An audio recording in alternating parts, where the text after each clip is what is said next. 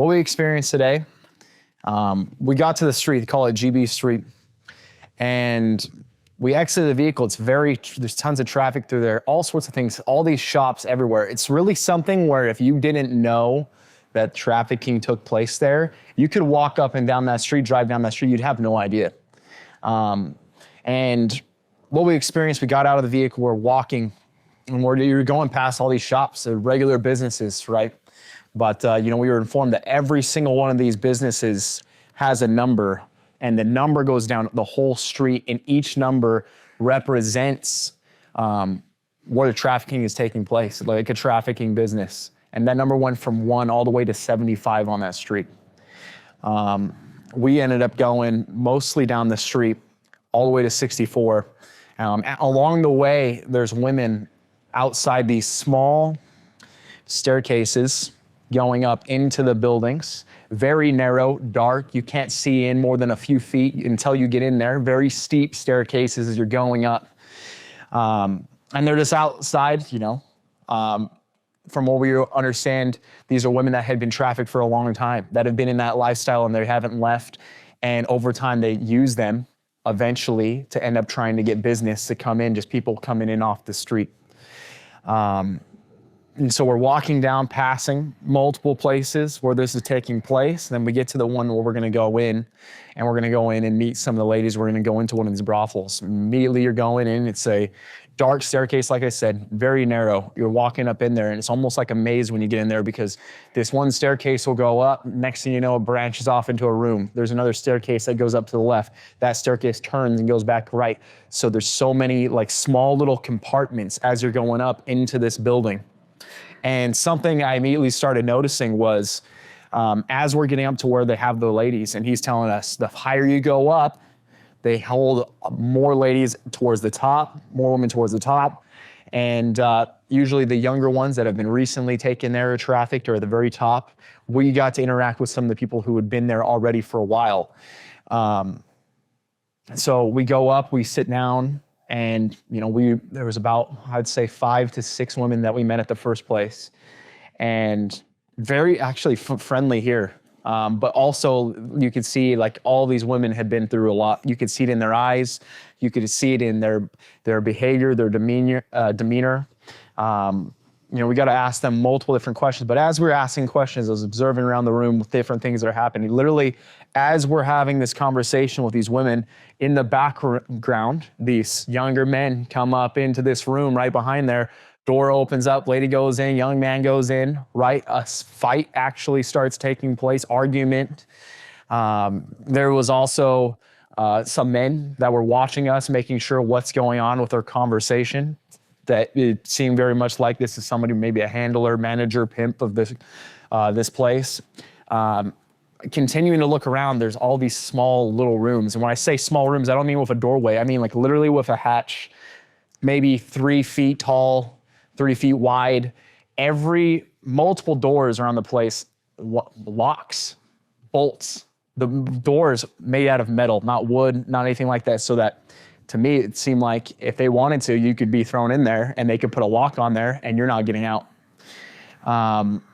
So we asked, the ladies at the first place, background, that sort of thing. And you could tell as they started talking about things, their expression changed, because it almost was like they were confronting the reality of what has happened to them and the life that they're living. There was absolutely a heaviness to it the entire time that we were in there. That was the first place. We got to pray with them at the end and leave, and especially, a couple of the different people that were with us, the couple that was with us that is part of the church here, that when they were praying with them and talking with them, speaking with them, it was almost like they did get a little bit of hope out of the whole prayer together. We left the first place. We went back the way we had come from and got to another staircase that we're going to go into and enter in this place. And same exact type of thing, walking up the stairs, multiple different stairways here, there, that you could just end up getting lost in there if you didn't know your way through. We went up multiple stories, and something I noticed that really stood out to me is we got to the top flight of stairs, and at the top flight of stairs, there was a almost like a curtain on the side of the staircase. And I looked in there and it seemed like that's where someone lives. They literally live under this stairs that is maybe, 3 feet, 4 feet deep. That's where probably was someone's room, was right there. That's probably where it seemed like to me, that's where they stayed. We go up, sit down in this little room. Immediately something I noticed, the women in here were younger. A couple of them, maybe about three younger girls. One I would have said probably not even right around 20, maybe younger. And there was immediately, it was interesting because in the last place, the women, it's interesting. Some of them did have a little bit of smile to themselves, right? But this place so much more heavy. One of the girls there, I could just tell it was like she was completely broken. It was something that I believe affected every single person in the group. But the case with multiple in there, it seemed like this was a harsher situation, harsher surroundings. And immediately something else I noticed is we sit down, there is a giant metal sliding door that they could have blocked off the entire staircase. Same thing, the metal bolt, you could have locked the thing. You could make, see anyone's coming up in there or to get out, well, you wouldn't be able to. Also two men in there as well that were watching over, wanting to see what's happening with the conversation. And it seemed like as we were there for a little while, they realized maybe there wasn't going to be any issue. So one of them left. The other one was willing to step out a little bit of the room. We were able to talk with the women a little bit more. Immediately, I think multiple of us had noticed this girl in the corner, and she just had this look of pure brokenness and almost like the life had left her, and she was kind of just gazing down at the floor.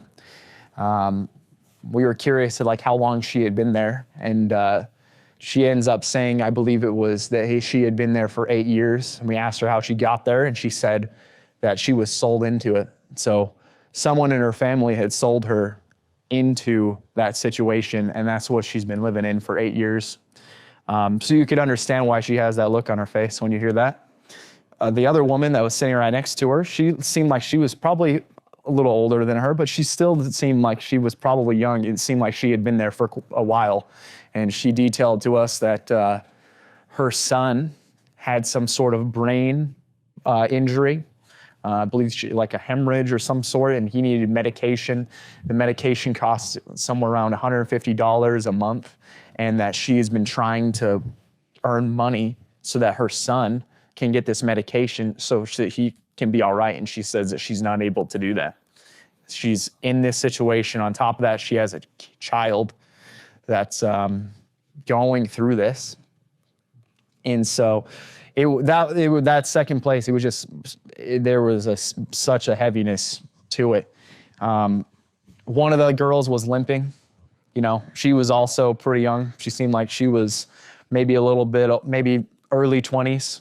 And something I noticed is that when she was getting up, walking around, she was limping.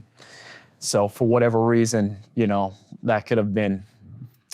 There was a few other women that are gathered around, and they did a little bit of talking. Our conversation mainly was with the two girls I mentioned first. And, it's just a very sad and terrible situation to see. It's